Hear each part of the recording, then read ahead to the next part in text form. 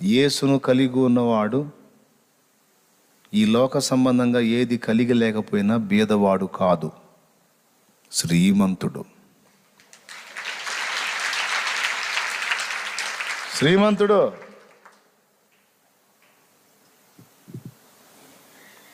పగిలిపోయిన గుడ్ల కోసం పోయాడు ఒక దైవజనుడు. పగిలిపోయిన గుడ్లు షాపుకి వెళ్ళి, మామూలు గుడ్డు అయితే పావలా, మామూలు గుడ్డు పావలా. ఈ పగిలిపోయిన గుడ్లు అయితే 15 పైసలకి అట్లా నెరలు కొడతాయి కదా. ఆ గుడ్లు అయితే కొన్ని ఖరాబ్ అవుతాయి, కొన్ని బాగుంటాయి. కాబట్టి బాగున్నాయి వండుకొని తింటారు, ఖరాబ్ అయిపోయి పడేసుకుంటారు. కానీ 15 పైసలకి ఇస్తాను. కోడిగుడ్డుకు పావలా పెట్టలేక 15 పైసలు గుడ్డు తెచ్చుకొని తినేవాళ్ళంట. తినాలి మరి, రోజు ఆహారం అవసరం కదా, ఏదో ఒకటి. వేరే కూరలు చేయడానికి పైసలు లేవు. డబ్బులు బాగా తక్కువ ఉన్నప్పుడు సింపుల్గా అయిపోయే కూర ఏదైనా ఉంటే కోడిగుడ్డు కూరే. మళ్ళీ మటన్ తిన్న ఫీలింగ్ కూడా ఉంటుంది మనకి. దేవునికి స్తోత్రం, హల్లెలూయా. అంతే కదా, సింపుల్గా. ఆడవాళ్ళు అలిగిపోయినప్పుడు మగవాడికి వచ్చిన ఒకే ఒక వంటకం కోడిగుడ్డు కూర. ఎందుకంటే నేను చేశాను కాబట్టి. అంటే మా ఆవిడ అలిగిపోలేదులే, ఆ బాధలు లేవు దేవుడి దయ వల్ల నాకు. కానీ పాపం ఆమె ఒక్కోసారి ఎప్పుడన్నా ఆమె వెళ్ళినప్పుడు, లేకపోతే ఆమెకి అనుకూలంగా లేనప్పుడు, లేకపోతే ఒక్కోసారి నాకే మనసు కలిగినప్పుడు నేను కూడా వంట చేయగలను. ఏడిచావు బోడి, నువ్వు వండేది ఏంటి, నేను కూడా వండగలనని బిల్డప్ ఇచ్చి నేను పోయి చేసే వంట ఏమైనా ఉందంటే కోడిగుడ్డు కూర. ఏముంది, ఉల్లిపాయలు కోయటం, అందులో వేయటం, కొంచెం నూనె పోయటం, గుడ్డు పగలు కొట్టడం, పోయటం, సప తిప్పటం అయిపోయింది. కరేపాకుంటే అందులో వేసేయటం, కాసేపు దాన్ని ఉడకబెట్టడం, దించటం, అన్నం వేసుకోవడం, తినటం. సింపుల్. అది కోడిగుడ్డు కూర. అందుకే ఏం చేద్దాం మరి, ఇక వేరే దానికి లేదు పైసలు. అందుకని 15 పైసలు గుడ్డులు, పగిలిపోయిన గుడ్లు. పాపం ఒకరోజు ఆయన పోయేసరికి ఈయనకెప్పుడు ఆ పగిలిపోయిన గుడ్లు ఇచ్చి ఆయన లేడంట. ఆయన భార్య ఉంది. పోయి అమ్మ గుడ్లు కావాలన్నాడంట. మంచి మంచి గుడ్లన్నీ ఏరి చూపిస్తుంది. ఇవి కాదమ్మా, ఆయన లేడా అన్నాడంట. ఆయన లేడు, గుడ్లు అడిగావు, ఇగో గుడ్లు. అవి కాదమ్మా,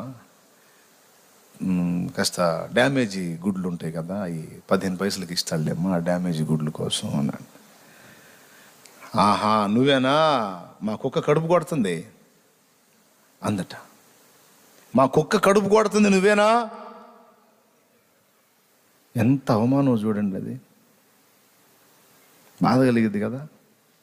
అంటే ఏంది, డ్యామేజీ గుడ్లు మేము మా కుక్కకి పెడతాం, నువ్వు వాటిని తీసుకొని పోతున్నావు కొనుక్కొని. అంటే మా కుక్క తినేది నువ్వు తింటున్నావు. మంచి మనసాక్షి గల్లోడి గుండె పెద్ద గాయం. అది గొప్ప అవమానం. అది కుక్కతో పోల్చింది కదా. పర్లేదులేమ్మా, నేను మళ్ళీ వస్తానని వెళ్ళిపోయాడు. పాపం కన్నీళ్ళు పెట్టుకుని, పక్కకి వెళ్ళి కన్నీళ్ళు పెట్టుకుని వెళ్ళిపోయాడు. బా, ఇంద్రయ్య అవమానం, స్తోత్రం నైనా అనుకొని. అలాంటి మనిషిని దేవుడు గుర్తించి, నీవు నా సొత్తు, నా సంతానం, నా కుమారుడా, నువ్వు బీదవాడివేంది, నువ్వు దరిద్రుడివేంది, శ్రీమంతుణ్ణి నేనే నీ సొంతమయ్యాను, చింతపడదో, లక్షల మందికి నీ చేత ఆహారం పెట్టిస్తాను నేను అన్నాడు. పెట్టించి చూపించాడు కూడా. స్తోత్రం, హల్లెలూయా. లక్షల మంది కడుపులు నింపేటట్టు చేస్తాను నీ చేత. వందలాది మంది నీ దగ్గర పోషింపబడేటట్టు చేస్తా. నీ బల్ల దగ్గర కూర్చొని వందలాది మంది తినేటట్టు చేస్తాను. భయపడవాకు, బాధపడవాకు. హల్లెలూయా. నా జీవితంలో కూడా చేశాడు ఇలాంటి కార్యాలు దేవుడు. అందుకే చెప్తున్నాను, మనకెవరు ముఖ్యం? యేసు ఇచ్చిన చేపలు ఇచ్చిన యేసా. చెప్పండి మరి, ఎందుకండి చేపలు కత్తుకుపోయారు చాలామంది?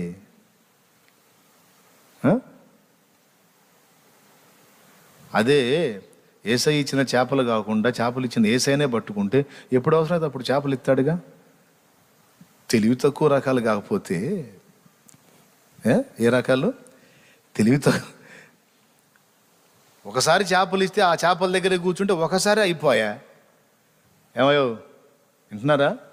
ఒకసారి అద్భుతం చేసి చేపలు ఇస్తే చేపల దగ్గర సతికిలు పడితే ఒకసారి అద్భుతం అయిపోయే. అదే ఆ చేపలు ఇచ్చినోడు వెంటబడిపోతే ఒరి ఆ చేపల అద్భుతం ఏంది? 5 రొట్టెలు 2 చేపలు 1000 మందికి పంచటము చూశాడు. చచ్చిపోయిన లాజరుని మళ్ళా తిరిగి లేపటం కళ్ళారా చూశాడు. నాయను విధవరాలి కుమారుణ్ణి తిరిగి లేపటం కళ్ళారా చూశాడు. యాయిరు కూతురు చచ్చిపోతే ఆ చచ్చిపోయిన ఆమెను తిరిగి లేపటం కళ్ళారా చూశాడు. నేల మీద నడవటం చూసి ఆయన కూడా నడవటానికి ప్రయత్నించాడు అండి. అంతేకాకుండా రూపాంతరం కొండ మీద యేసుతో పాటు మోషే ఏలియాలను కూడా చూశాడు. సంఘములో స్తంభముగా ఎంచబడ్డాడు. ఎన్ని అద్భుతాలు చూశాడో. ఎవరైనా చేపలను వదిలేసిన ఆయన. అబ్బాయి ఎవరైనా చేపల వ్యాపారం చేసిన ఆయన కాదు, చేపలను వదిలేసిన ఆయన. దేవునికి స్తోత్రం కలుగును గాక. హల్లెలూయా. చెప్పు ఇప్పుడు, యేసు ఇచ్చే చేపలు కావాలా, యేసు కావాలా? రైట్. నిన్ను వదిలేసేయి, నువ్వు నా పనిలో ఉండు అని దేవుడు నీతో మాట్లాడిన తర్వాత మళ్ళా నువ్వు నఖరాలు పడ్డావంటే తేడా పడతావు అంతే. ఇక నువ్వు ఏ పిచ్చి వేషాలు వేసినా నీకేం మిగలదు. చివరికి పశ్చాత్తాపం మిగిలి కూర్చొని కుమిలి ఏడుస్తావు. అర్థమైందా? ఒకవేళ పౌల్లాగా నువ్వు వర్క్ చేస్తా పోషించుకుంటా నన్ను వెంబడించు అంటే ఓకే. పౌలుకు కూడా అవసరం లేదు. పౌలే చెప్పాడు, బలిపీఠం వద్ద కాచుకున్న వానికి బలిపీఠం మీద ఉన్న దాన్ని తీసుకునే ఆ అధికారం ఉందని పౌలు చెప్పాడు. అయినా నేను ఎవరికి కూడా అభ్యంతరం కలిగించకున్నట్లు నేను ఎవరి దాన్ని ఆశించలేదు. ఈ నా చేతులే కష్టపడి పనిచేసి నేను బతికి అనేకులను ఆత్మీయంగా బతికించానని చెప్పాడు ఆయన. నిన్ను ఒకవేళ ఆ విధంగా పిలిస్తే నీ బాధ్యతలు నెరవేరుస్తూ నువ్వు నన్ను వెంబడించంటే అట్లా వెంబడించు. నీ వల దోణెలు గీనెలు మొత్తం వదిలిపెట్టి మొత్తం కంప్లీట్గా బ్రేక్ చేసి నన్ను వెంబడించు అని దేవుడు నీతో స్పష్టంగా మాట్లాడితే అలా వెంబడించడానికి ఆలస్యము చేయవద్దు, తడవు చేయవద్దు. అలా చేస్తేవా నష్టము కలిగిద్ది, నీకు నష్టం కలిగిద్ది, దేవుని పనికి కూడా ఇబ్బంది కలిగిద్ది. వెంటనే నీ స్థానంలో మరొకడు వచ్చేస్తాడు. చెప్తున్నాను మళ్ళీ, నీ స్థానంలో మరొకడు వచ్చేస్తాడు. ఒక సౌలు తన కర్తవ్యం నెరవేర్చకపోతే ఒక దావీదును దేవుడు లేపుకుంటాడు. కానీ పని ఆపుకొని కూర్చొని కుమిలి ఆడవుడు దేవుడు. పోరా దరిద్రుడా, నీకు ఇచ్చిన ఆశీర్వాదం పోగొట్టుకున్నావు, పో. నీ తాత ఇంకొకడు వచ్చి కూర్చుంటాడు అక్కడ, పో. నీ తాత ఇంకొకడు వచ్చి చేస్తాడు అక్కడ, పో. నీకోసమే ఆగింది నా పని. అందరికంటే పొడుగు అనుకుంటున్నావు ఏంటి నువ్వు? అందరికంటే బొడ్డోడిని తీసుకొచ్చి వాడుకుంటాను నేను గొలియాతును గోలుగొట్టడానికి. ఎందుకు అనుమానంగా?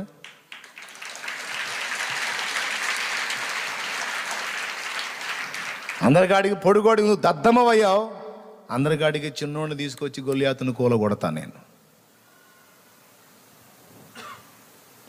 నా సంగతి తెలియదు నీకంటాడు దేవుడు.